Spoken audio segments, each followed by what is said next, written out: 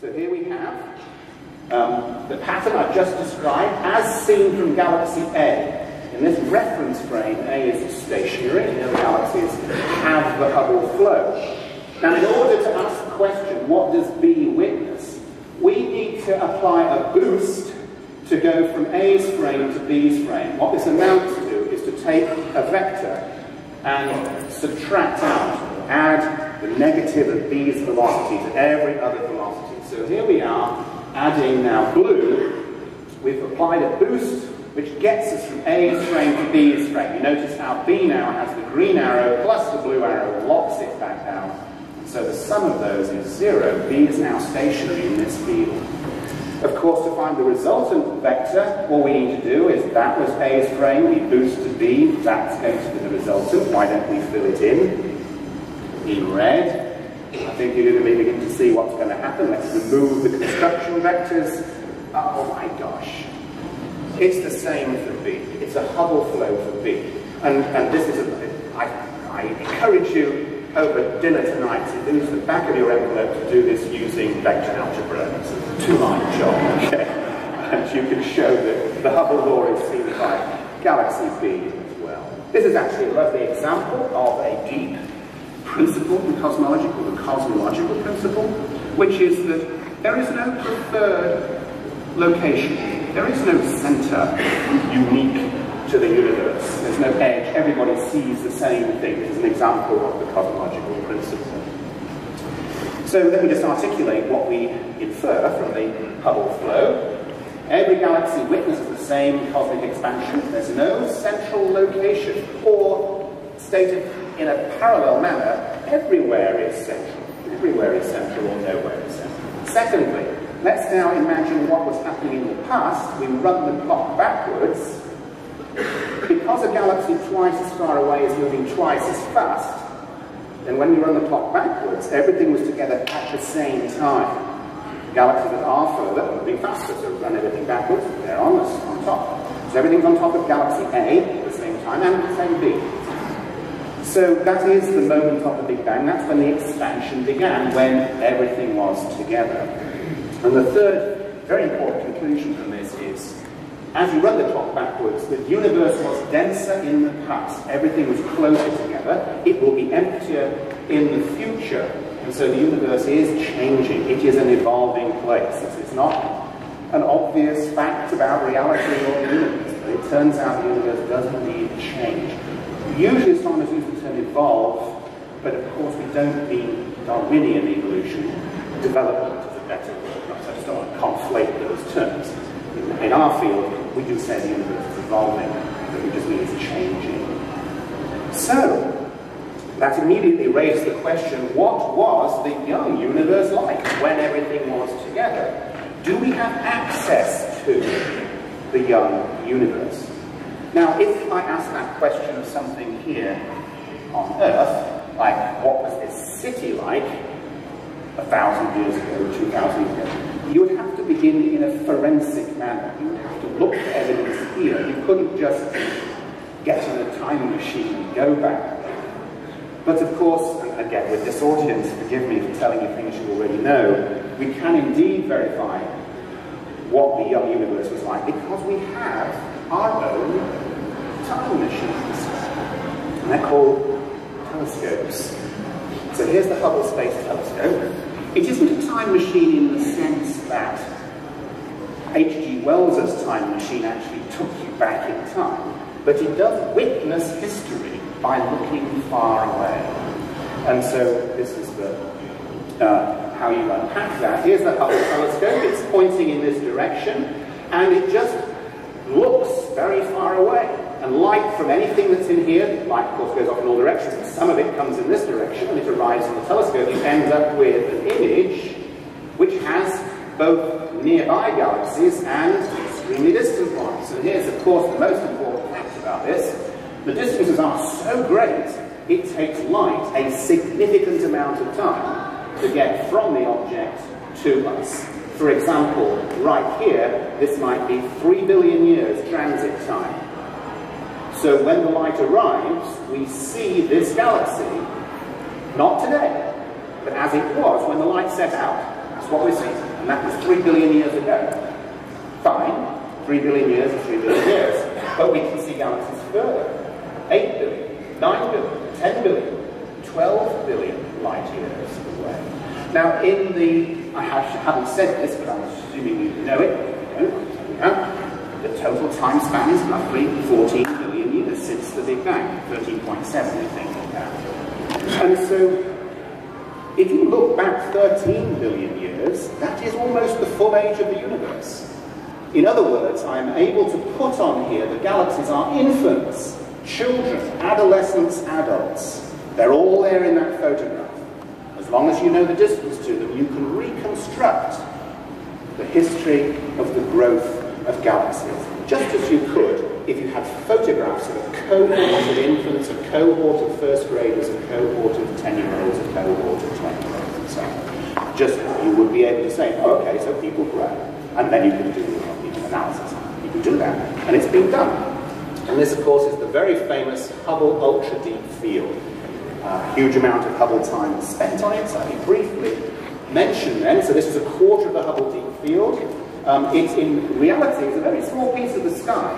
The total is about a pinhead held at arm's length. So it's only a few arc minutes by a few arc minutes.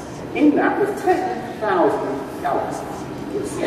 Incidentally, you can get the total number of galaxies visible in our visible universe just by multiplying 10,000 by however many pinheads it takes to cover the sky. There's no direction particularly in any other. And the answer is 100 billion galaxies visible with this kind of depth, with this kind of telescope. And sure enough, as I mentioned, when you measure the distances to these galaxies, these guys turn out to be, the big ones turn out to be a little closer, 3 billion light years away, 6, 5, 9.5. And you'll notice that these sorts of distances, galaxies do not look like that lovely spiral galaxy. In the remote universe, there are no spiral galaxies. They only come on the scene after about 5 billion years ago. It takes time to build the spiral galaxy, set up its disk, and set up its structure, and so on. So this is an ongoing research project right now. But our goal is greater than this. We don't want to stop at 9.5 billion. Let's push the concept further. Can we look even further to 14 billion light years? Back to the Big Bang itself. Can you witness the Big Bang in this manner? But before I answer that, I want to remind you that it doesn't matter in which direction you look. Whichever direction you go, right at the end of that long tunnel should sit the Big Bang and whatever it was emitting, let's just say the flash from the Big Bang. It doesn't matter whatever direction, because you're always going back in time. So we should end up, actually, with a vision of the Big Bang in all directions. And so I want to introduce you to, can we see the Big Bang itself? And the answer is yes. Remarkably, we can see the creation process. So this is a diagram which illustrates how astronomers witness the universe. Not how the universe actually is at this moment in time, but it's how it is. This is the sort of model in which every astronomer sort of views the universe. We're at the center of a big sphere, and as you go out and out, you go back in time. So we have mature old galaxies here, followed by younger galaxies, followed by infant galaxies on ever larger concentric shells. Not yet seen, incidentally, are the first stars, and here are called the dark age, and then out at the edge is the hot, young Big Bang universe in all directions. And so there it is. It's the hot early universe. You simply have to look far away. Now, hot things glow very brightly, so as physicists, we would expect to see something. And so let's think about this for a moment. The universe is indeed very hot and very bright. So there's immediately a puzzle, which is, I've just said there's a hot, bright thing in every direction. Why is the sky bright and glowing with this light? The answer is, it is. It's just that the light has traveled for such a long period of time, 14 billion years, that during its journey, the universe has expanded by a factor of 1,000. And those light waves, in a sense, are embedded into space. They're embedded in an expanding space, so the waves get stretched by the same factor, which is 1,000. So, as I'll come to in a moment, the gas that we're seeing is about 3,000 degrees Kelvin, but is absolutely an optical emitter. It's powerful orange light with a wavelength of about 1 micron, a millionth of a meter. So those waves get stretched by a factor of 1,000 to become a millimeter, a microwave. So they arrive in all directions as microwaves, but they start as light, brilliant, brilliant light. This is the microwave background, the famous cosmic microwave background. It is actually the flash from the Big Bang. So, I want to tell you a little bit about it. It's our window into the million-year-old universe. So, I can't, of course, not show you the famous picture of the discovery of the microwave background, a serendipitous discovery by the famous Penzias and Wilson, who got the Nobel Prize for this. Back in 1964, they were working at the Bell Telephone Labs, and NASA was interested in putting up a satellite, the Echo satellite. It's very important to understand the sky brightness in order to detect faint signals that were bouncing off the satellite. So this antenna was designed to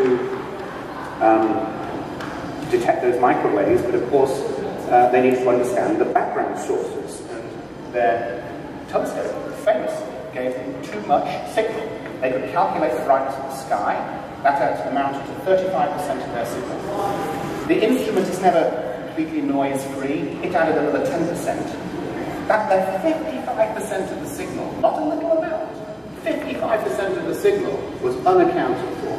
Of course, we now know it was, in fact, the microwave background. The Big Bang itself. Photons are raining down from all directions. Incidentally, if you convert them into optical photons, the number density coming down is about as bright as a full moon. So there's a thought. Walk outside on a dark night, and you could cast shadows by the light of the Big Bang. If only your eyes could see the microwave. But, you know, Darwinian selection gave us eyes sensitive to, guess what? The photosphere of the sun, which is about 3,000 degrees. That's what it would have been when it set out. But they're not sensitive to the microwave. So we missed that just stunning concept of being able to walk around and not bump into things because of the light of creation. So, you'll notice from that date, 1964, we're coming up on the 50th anniversary, and so, boy, you can understand how here you have creation itself. It's an object of study. A lot of effort has gone into the last 50 years to try and understand the microwave background. Huge effort, probably totaling several $1 billion at this point, as one measure. So I'm only going to touch on a couple of high points. So here is the 1990 Kobe satellite, NASA satellite, the first one actually to map the full panoramic 4 pi steradians of the sky, and you may think, why bother? Because it was just extremely uniform. So uniform it barely saw any variation at all. Now, I'm sorry, this is for those of you in the know, that's just a group node. And incidentally, that's 4 pi steradians, just rendered as a hammer projection, so that's just the full sky. So we learned that the early universe is actually very, very different than today's universe. It was smooth. Today's universe is very lumpy. Galaxies, clusters, and voids. Early universe was quite smooth. The other remarkable result from this, these two guys got Nobel Prize. They were principal investigators for 2 instruments, John Mather, George Smoot, was the very famous black body radiation spectrum. This is linear, actually it's linear in frequency, linear in intensity, and this is a stunningly good thermal spectrum. These error bars are 400 times, these symbols are 400 times the error bar, and the single curve of a single black body goes right through. There is no known source in nature which is as good a thermal spectrum.